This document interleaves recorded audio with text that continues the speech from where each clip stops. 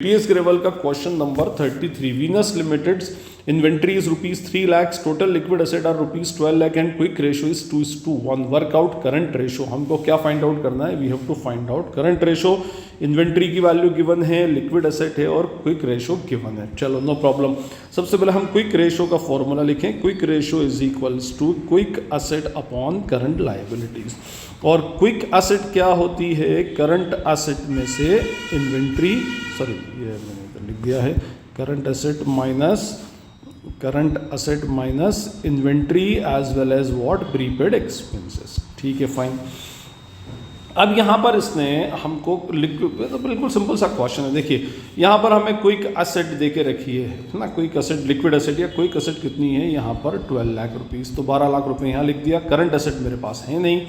Inventory की value 3 lakh rupees दी है। No information about prepaid expenses given, तो हम इसको निल कर देते हैं। तो ये आ जाएगा मेरे पास 12 lakh is equals to C A minus what? 3 lakh. ठीक है, तो सी इधर ही रह जाएगा। 12 lakh plus what? 3 lakh rupees. तो करंट एसेट हो गई मेरे पास कितनी? 12 और 3 15 लाख रुपए। 15 लाख रुपीज़ की हमारे पास करंट एसेट आ गई। ठीक, फाइन।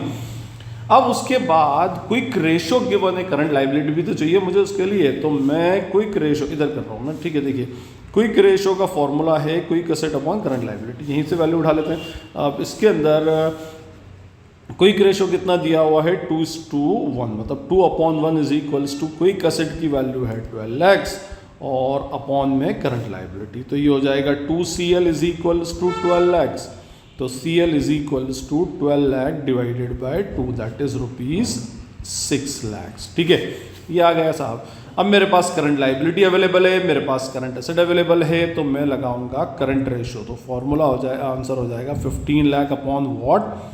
6 लाख रुपीज़। तो 15 lakh divided by 6 lakh is equals to what? 2.5:1। तो ये हमारा आंसर आ गया इसका करंट रेशो का। आई होप आपको इसका सोल्यूशन क्लियर होगा। अगर कोई क्वेरी या डाउट लगती है तो आप कमेंट सेक्शन में मुझसे आप जब चाहे पूछ सकते हैं। Thank you, thanks a lot. This is Najeeb Hashmi signing off from Najeeb Hashmi's academy.